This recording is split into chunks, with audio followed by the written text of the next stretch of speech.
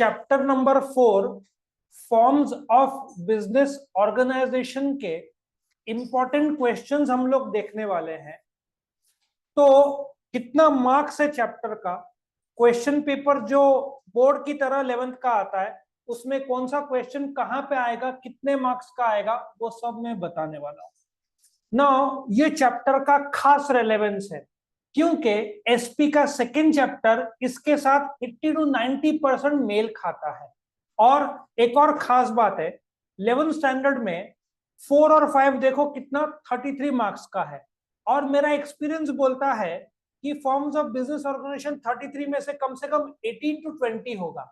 मतलब पूरे 8 चैप्टर्स में सबसे ज्यादा इंपॉर्टेंट कोई चैप्टर होगा तो ये होगा। आप एसपी और ये आपका साथ में पढ़ाई हो सकता है यदि ये चैप्टर आप करोगे तो। ना इसमें कुछ शॉर्टकट्स है जो मैं बताऊंगा जो आप फॉलो करोगे। नंबर 1, ये जो सोल ट्रेडर के इधर इन लोगों ने फीचर्स दिए हैं, एचयूएफ के फीचर्स दिए हैं, पार्टनरशिप, कंपनी और कोऑपरेटिव, पांचों के फीचर्स ना करके सबसे पहले एंड में जो इधर डिस्टिंग्विश दिया है इन लोगों ने, ये डिस्टिंग्विश पांचों का यदि आप साथ में करोगे तो फीचर्स भी हो जाएगा और साथ में डिस्टिंग्विश भी हो जाएगा। और एक और खास बात बोलता हूं कि जो आपका एनुअल पेपर रहेगा जो बोर्ड पैटर्न पे आधारित है, उसमें जो क्वेश्चन नंबर 4 है, एक या तो फिर दो, ये बात का आश्चर्य होगा कि एक ही चैप्टर से दो डिस्टिंग्विश 12th में 2 एचएससी में आए हैं पिछले अटेम्प्ट। इस एचएससी में उन्होंने जैसे ऑर्गेनाइजिंग और डायरेक्टिंग सेकंड चैप्टर का है, एक और सेकंड चैप्टर का डाला था, तो इस चैप्टर से 2 डिस्टिंग्विश आ सकता है। एक तो कंफर्म्ड है और वो कंफर्म किसमें से आएगा, sole trading, partnership, HUF, cooperative और जॉइंट स्टॉक कंपनी। और एक और बात, यही फीचर्स आप एसपी के सेकंड चैप्टर में यूज कर सकते हो क्योंकि फीचर्स कोई भी इंडिया का कोर्स रहे फीचर्स तो सेम रहेगा। तो एसपी का जब बुक निकालोगे तो ये जब हो जाएगा तो ये उसमें मैप कर देना, तो फिर आपको वो वापस से करने की जरूरत नहीं है। अब एक और खास बात इस चैप्टर की, ये चैप्टर सिंस 33 और इंडिविजुअली मेरे हिसाब से 18 का आएगा। एनी वन जो एक क्वेश्चन 8 मार्क का 100% आना चाहिए क्योंकि मेरिट्स और लिमिटेशंस इस चैप्टर में, जबकि एसपी में सिर्फ जॉइंट स्टॉक कंपनी का आपको मेरिट लिमिटेशन मिलेगा, बाकी सबका फीचर्स है। नाउ सिंस 11th स्टैंडर्ड है तो कई बार कॉलेज थोड़ा लिबरल या लाइट पेपर सेट करते हैं, मतलब आपको सोल ट्रेडर, एचयूएफ और पार्टनरशिप का मेरिट लिमिटेशन आने का चांस रहता है। अच्छा, कंपनी का आया तो आपका एसपी में भी हुआ रहेगा और ओसी में भी हुआ है, और एक कोऑपरेटिव सोसाइटी। नाउ इस चैप्टर में मैं आपको सिंपल सा पहला क्या बताया, पांचों के फीचर्स। अच्छा, उसमें से एक फीचर जो 5 है, एक डिस्टिंग्विश इधर आएगा, एक 4 मार्क का इधर आएगा, 8 मार्क का इधर आएगा। कितना हुआ, 8 और 4 12 और 4 16। अच्छा, जो इसमें शॉर्ट नोट है, इफ 10 अटेम्प्ट रहे उसमें से 9 अटेम्प्ट में तो मैं आपको शॉर्ट नोट दे रहा हूं जो मेरे हिसाब से आएगा। ये जो टाइप्स ऑफ पार्टनर है, कौन सा, टाइप्स ऑफ पार्टनर और types of cooperative society, features का तो आपको टेंशन लेना नहीं क्योंकि आपने डिस्टिंग्विश में किया हुआ है। समझ में आया? सो इस चैप्टर में मेन दो डिस्टिंग्विश कौन सा है, टाइप्स ऑफ पार्टनर्स और दूसरा टाइप्स ऑफ कोऑपरेटिव सोसाइटी। ये दो आप डिस्टिंग्विश करोगे, आपको मेरिट्स लिमिटेशंस करना होगा। एक और आइडिया बताता हूं, एग्जाम में कंफ्यूजन हो गया, मेरिट्स लिमिटेशन भूल गए, फीचर्स तो लर्न किया है, फीचर्स तो लर्न किया है। अच्छा, एक फीचर का सोल ट्रेडर क्या है बताओ, बहुत सारे फीचर्स है लेकिन एक फीचर क्या है, इसमें से मैं आपको बना के दिखा देता हूं। ये सपोजिटली एग्जाम में ये आपने फीचर्स, अच्छा डिस्टिंग्विश में प्राइवेट पब्लिक कंपनी को 99% इंपॉर्टेंट बोल, 99% इंपॉर्टेंट, मतलब 10 में से 9 पेपर में प्राइवेट और पब्लिक का आएगा। और यदि ये नहीं आया तो इसमें से एक आएगा, एक फीचर्स आएगा, एक मेरिट लिमिटेशन आएगा, मतलब ये 20 मार्क क्रॉस कर जाता है। यदि 12th का हम पैटर्न देखेंगे, 12th का 27 मार्क्स का एक चैप्टर था, इट गोज टू 31 तक चला गया। सो वो लोग इस चैप्टर को खास रेलेवेंट देंगे, क्यों? पिछला एचएससी का जो सिलेबस था उसमें ये चैप्टर था, 12th में से निकाल के उन लोगों ने 11th में ट्रांसफर किया है। तो कोई भी जो भी टीचर है इतने साल से, ये सिखा रहा ही होगा, इसलिए उसका ये फेवरेट होगा। यदि टीचर यदि लिबरल टाइप ऑफ थिंकिंग है तो merit limitation of soul trader partnership आने का चांस रहता है। कंपनी आपका एसपी में भी रहेगा तो करना ही है, और एक सिर्फ कोऑपरेटिव रह जाता है। मतलब आपके 5 फीचर्स और डिस्टिंग्विश में प्राइवेट पब्लिक, जैसे मैंने बताया 10 में से 9 पेपर में आता है। बाकी आपको ये जो है ना प्राइवेट पब्लिक, ये करने की कोई जरूरत नहीं है, क्योंकि आप डिस्टिंग्विश कर रहे हो। फीचर्स पांचों जो दिए हुए चैप्टर के अंदर, वो करने की जरूरत नहीं है। टाइप्स ऑफ कंपनी यहां से मत करना, एसपी से करना। वही टाइप्स ऑफ कंपनी आप यहाँ पे फिट कर सकते हो, लेकिन वो लोग एसपी ओरिएंटेड क्वेश्चन उसी में कम पूछेंगे, क्योंकि ऑलरेडी एसपी में है ना। इसलिए मैं मेरिट्स और लिमिटेशंस ऑफ कंपनी थोड़ा सा कम एक्सपेक्ट करता हूँ ओसीएम के पेपर में, क्योंकि एसपी में यदि टीचर को एसपी का भी नॉलेज है तो वो इधर नहीं डालेगा, क्योंकि एसपी में वो पूछने का चांस पूरा रहता है। आया समझ में? यहाँ पे मेरिट्स और डीमेरिट, अच्छा मैं आपको बताने वाला था फीचर के दम पे कैसे बनाते हैं। अभी सपोजिटली यहाँ पे लायबिलिटी दिया है, मेरे को बताओ, सोल ट्रेडर का लायबिलिटी अनलिमिटेड होता है, एडवांटेज का डिसएडवांटेज है। तो आप यही फीचर के मदद से एडवांटेज डिसएडवांटेज बना सकते हैं, तो आपका काम आसान हो जाएगा। ये सब कर लेना। कैपिटल तो आपका लिमिटेड कैपिटल, तो ये लॉजिक से आप करना ये चैप्टर। अच्छा, किसी के पास सपोजिटली पढ़ाई पूरा किया ही नहीं और 2 दिन ही हाथ में, मैं तो बोलूंगा ये 33 मार्क फर्स्ट, सेकंड और फोर्थ फिफ्थ में इमरजेंसी में आपको टोटल बताता हूँ, 33, 38, 48, 69, मतलब 80% पेपर 4 चैप्टर्स में से आता। सो आपका स्टडी पैटर्न, मैं आपकी जगह पे रहा तो फर्स्ट चैप्टर के बजाय ये स्टार्ट करूंगा। जैसे ही फर्स्ट चैप्टर मेरा हो गया फोर्थ, तो एसपी के सेकंड चैप्टर में जाऊंगा, देखूंगा 90% तो हो गया, वहां पे सिर्फ टाइप्स ऑफ कंपनी करना है। लॉजिक समझ में आया? तो आपने ये किया तो आपका एसपी का सेकंड चैप्टर हो जाता है, तो कॉन्फिडेंस बढ़ता है, क्योंकि पढ़ाई ज्यादा होता है। आ रहा है समझ में? तो यहाँ पे एक फाइनल हम देखते हैं, आप मार्किंग यहाँ पे कर लो तो आपको ज्यादा इजी जाएगा। कहाँ पे? टॉप में जो मैं आपको बता देता हूं, ये रहा। तो यहाँ पे जो सोल ट्रेडिंग का मेरिट्स लिमिटेशन फीचर्स यहां से नहीं करना। अच्छा एक और चीज, आप जब एग्जाम में 8 मार्क का आएगा, तो जैसे 8 मार्क का क्वेश्चन आया, let us assume merits limitations of soul trader, तो आप पहले ये चार्ट ड्रॉ करोगे, ठीक है? उसके बाद क्या लिखोगे? इंट्रोडक्शन को ए बोलोगे, मीनिंग को बी बोलोगे, सी डेफिनेशन बोलोगे, डी एग्जाम्पल बोलोगे, ई फीचर्स होगा, और ये 1 2 3 4, और एक हाथ जगह पे एग्जाम्पल डाल दो। अभी अक्सर स्टूडेंट्स पूछते हैं ये 8 मार्क के लिए कितना लिखना।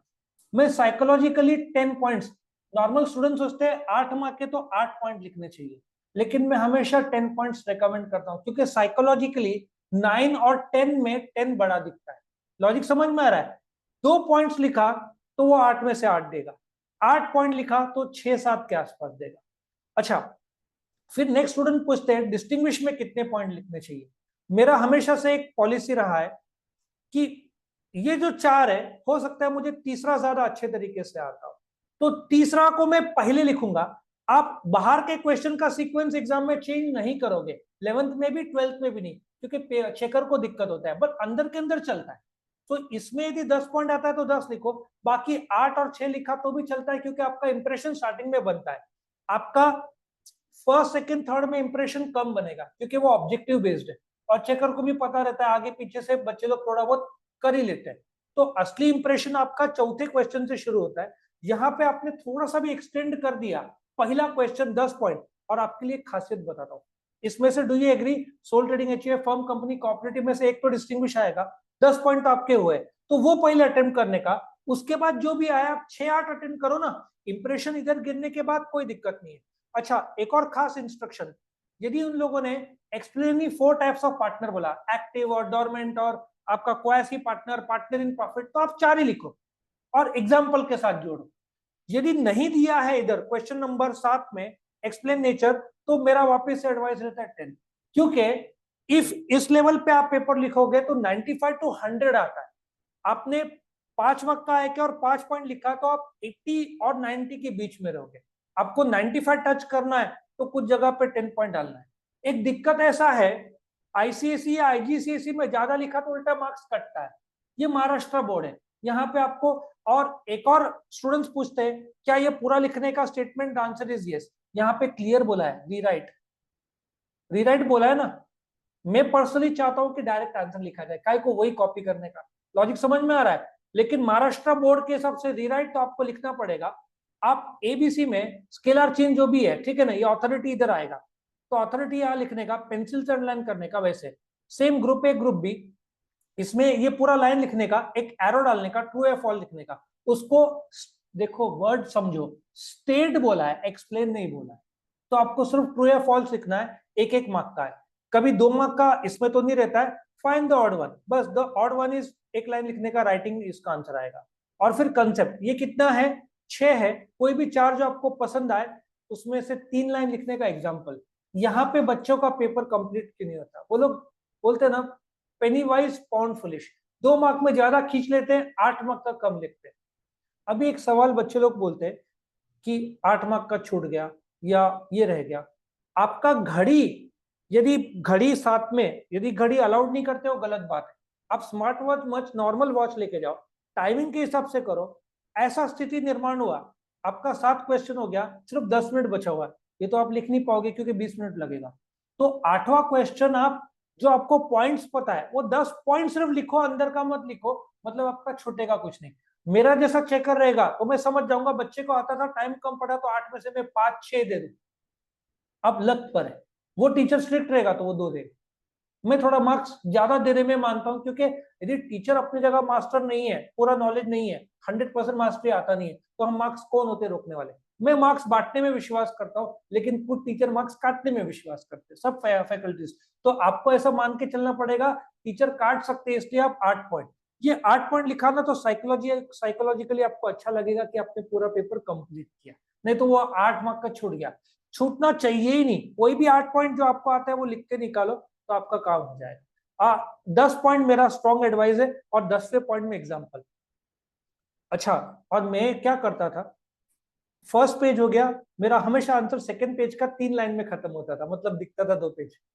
मैंने 13th क्वालिफिकेशन हासिल ऐसे किया, जहां 2 पेज है तो मैं 2.25 कर देता, 2 लाइन एक्स्ट्रा, मतलब वो दिखता था कितना, 3 पेज।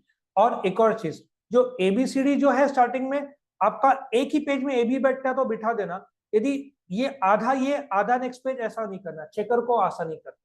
और डिस्टिंग्विश में भी मेरा एक स्पेसिफिक थिंकिंग है, एक डिस्टिंग्विश खत्म होना बच्चे उसके नीचे, मैं नहीं पसंद करता, मैं फ्रेश पेज में, वो लोग 30 पेज का एक बुकलेट आपको देंगे, जो अभी आएगा ना, 4-4 पेज का नहीं होगा, थोड़ा मोटा बुकलेट होगा। एचएससी में तो बहुत मोटा, एसएससी में कितने पेज का आता है, 30-35 पेज का बुकलेट होगा। तो आप बिंदास यूज करो, कोई दिक्कत नहीं है। डिस्टिंग्विश एक खत्म हो गया, इधर खत्म हुआ तो इधर मत चालू करो, नेक्स्ट पेज में चालू। और सबसे इंपॉर्टेंट बात, आप जब डिस्टिंग्विश लिखोगे तो स्टूडेंट्स पूछते हैं डायरेक्टली पॉइंट लिखा तो चलेगा, और मैं बोलता हूँ कि पॉइंट तो लिखो ना, चेकर क्या करने वाला है आपका, ये पॉइंट आपने लिखा, ये मेन है, वो अंदर का रीड भी नहीं करेगा। आपको ये पॉइंट लिखना है, अंदर एज्यूम करेगा वो कि लिखा है। आपने ये पॉइंट लिखा नहीं और एक हाथ चेक कर लिया, उसने कुछ गलत निकला तो 4 में से 1-2 देगा। तो कुछ भी हो जाए, सब एसपीओसी को में ये पॉइंट ऑफ डिफरेंस एब्सोल्युटली जरूरी, और ये पॉइंट ऑफ डिफरेंस के दम पर ही आपको अंदर का मैटर याद रहेगा। तो पॉइंट ऑफ डिफरेंस पहले पढ़ाई करना चाहिए। और एक और चीज बताता हूं, ये बोलोगे चैप्टर थोड़ा बड़ा है, आप खुद का बिजनेस होगा, सबसे पहले आपके मन में क्या आएगा, मालिक कौन है, कैपिटल कितना, मैनेज कौन करेगा, प्रॉफिट का क्या। अच्छा, प्रॉफिट मतलब टैक्स आया समझ में। अब प्रॉफिट दिखाना है या नहीं दिखाना है, सीक्रेसी, ठीक है। लॉस हो गया तो क्या, लायबिलिटी, लायबिलिटी कम ज्यादा हुआ तो motivation. 1 point should lead to next question. मैंने एक अलग से 3 इडियट्स का 30 पॉइंट्स का मैंने बनाया था, तो यदि वो आपको 3 इडियट्स का स्टोरी याद है तो वो तो बेस्ट हो जाएगा। वो 30 पॉइंट्स के दम पर तो आप पूरा सब पेपर अटेम्प्ट कर सकते हैं। लेकिन जो लोग मेरे नोट्स यूज नहीं कर रहे हैं, वो लोग ये पॉइंट यूज कर, एब्सोल्युटली। इनफैक्ट मैंने उस पे से मेरिट लिमिटेशन सिखाया है। मैंने जो 30 पॉइंट्स का बनाया था उस पे मैंने मेरिट लिमिटेशन बनाया, सी एक सिंपल सी बात है, अनलिमिटेड लायबिलिटी पूरे इंडिया में कोई भी कोर्स में डिमेरिट ही होगा सोल ट्रेडर का। तो मेरे 30 पॉइंट्स हो या इसके हो, आप सीए का भी बुक ले लो, सब में बेसिक लेवल पे सेम रहेगा। सी ये जो कोर सिलेबस है ना, आप गुजरात यूनिवर्सिटी में चले जाओ, आप सीबीएसई में चले जाओ, आपको पॉइंट सेम अलग भाषा में मिलेगा। यहाँ पे लिखा रहेगा the liability of soul trader is unlimited, और वहां पे लिखा रहेगा unlimited liability is the characteristic. सिर्फ शब्दों का खेल है, बट मेन पॉइंट सब जगह लगभग सेम है। और by the way soul trader आप 50 पॉइंट बना सकते हैं, 50-60 कुछ भी पॉइंट है ना, टैक्स और गवर्नमेंट। सिंस ये बुक का एक लिमिटेशन है तो इन लोगों ने 11 पॉइंट दिए, मैंने अपने नोट्स में कितने 30 पॉइंट दिए थे। लॉजिक क्या था मुझे पता था, वो चैप्टर बहुत इंपॉर्टेंट है इसलिए वो 30 पॉइंट, और जो स्टोरी बनाया था उसके दम पर करो तो और भी अच्छा। स्टोरी टेक्निक बेस्ट है। और धंधा शुरू करने से पहले फॉर्मेशन, फिर कितने लोग मेंबर्स, फिर शुरू हुआ तो कैपिटल, फिर धंधा चालू हुआ तो मैनेजमेंट, फिर प्रॉफिट लॉस, फिर टैक्स। आपको 1 बाय 1 ऐसे कॉलेज के एडमिशन से पहले, एडमिशन के बाद, एग्जाम, रिजल्ट, सीक्वेंस समझ में आया, तो धंधे का भी वैसे ही करो। सो इफ आप ब्रेन लगाते हो तो ये चैप्टर इजी, लेंदी भी नहीं है, क्योंकि 5 फीचर मैंने आपको मना कर दिया, डिस्टिंग्विश में हो जाएगा। शॉर्ट नोट भी आपको कितने बोले, 2, कौन से, types of partner, types of cooperative. Distinguish भी मेन तो एक है, कौन सा, प्राइवेट पब्लिक, और ये डिस्टिंग्विश आपको फीचर्स, और पांचों के मेरिट लिमिटेशन आपका चैप्टर। और ये चैप्टर ही आपका पढ़ाई का शुरुआत होना चाहिए। इसके बाद जैसे आपका चैप्टर कंप्लीट होता है, तुरंत एसपी के सेकंड चैप्टर में जाओ, 10-15 आधा घंटा, मतलब आपके 2 चैप्टर। कॉन्फिडेंस बढ़ता है, कॉन्फिडेंस, वो वाली बात है ना, क्रिकेटर लगातार फेल हो रहा है ना, कॉन्फिडेंस कम होता है, बट द मोमेंट 50 पार हो गया ना तो फिर कॉन्फिडेंस वापस आ जाता है। यही लॉजिक पढ़ाई में भी लागू होता है।